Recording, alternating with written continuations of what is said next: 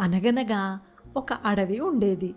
ఆ అడవిలో ఒక పులి, ఎలుగుబంటి, ఖడ్గమృగం ఎంతో స్నేహంగా ఉండేవి. ఒకరోజు ఎలుగుబంటి రోజులాగే తన స్నేహితులను కలవడానికి వెళ్తుండగా జంతువులను పట్టడం కోసం వేటగాళ్లు తవ్విన పెద్ద గోతిలో పడిపోతుంది. పులి, ఖడ్గమృగం ఎలుగుబంటి కోసం ఎంతసేపు ఎదురుచూసినా కూడా రాకపోయేసరికి ఎలుగుబంటిని వెతుక్కుంటూ బయలుదేరుతాయి. కొంచెం దూరం వెళ్ళేసరికి ఎలుగుబంటి అరుపులు వినిపిస్తాయి. అరుపులు వినిపించిన వైపు వెళ్ళి చూడగా ఒక గోతిలో ఎలుగుబంటి కనిపిస్తుంది. తన స్నేహితులిద్దరినీ చూడగానే ఎలుగుబంటి, "వచ్చేశారా మిత్రులారా? మీకోసమే ఎదురు చూస్తున్నాను. నేను ఆపదలో ఉంటే నన్ను కాపాడడానికి మీరు తప్పకుండా వస్తారని నాకు తెలుసు. నన్ను త్వరగా ఈ గోతిలో నుండి బయటకు తీయండి, లేకపోతే వేటగాళ్ళు వచ్చేస్తారు" అని ఏడుస్తూ అంటుంది ఎలుగుబంటి.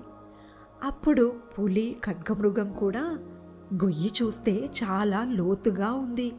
దీనిలో నుండి ఎలుగుబంటిని బయటకు తీయడం మన వల్ల అవ్వదు" అని అనుకుంటాయి. కానీ ఎలాగైనా ఎలుగుబంటిని వేటగాళ్ళ బారి నుండి కాపాడాలని అనుకుంటాయి.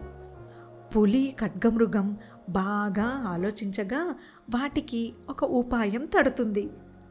"చూడు మిత్రమా, నిన్ను మేము తప్పకుండా కాపాడుతాం. కానీ వేటగాళ్ళు వచ్చేంత వరకు ఆగాలి. నువ్వు మా మీద నమ్మకం ఉంచి ధైర్యంగా ఉండు" అని ఎలుగుబంటితో అంటాయి పులి, ఖడ్గమృగం. మిత్రులు చెప్పింది విని ఎలుగుబంటి మౌనంగా ఉండిపోతుంది. పులి, ఖడ్గమృగం కూడాను చెట్టు చాటున దాక్కుంటాయి. వేటగాళ్ళు వచ్చి చూసేసరికి గోతిలో ఎలుగుబంటి కనిపిస్తుంది.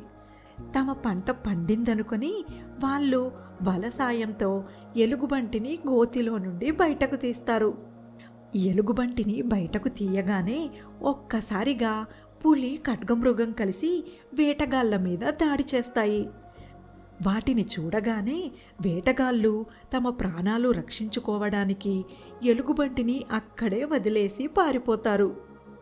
తమ మిత్రుడిని క్షేమంగా వేటగాళ్ళ బారి నుండి తప్పించినందుకు పులి, ఖడ్గమృగం చాలా సంతోషిస్తాయి.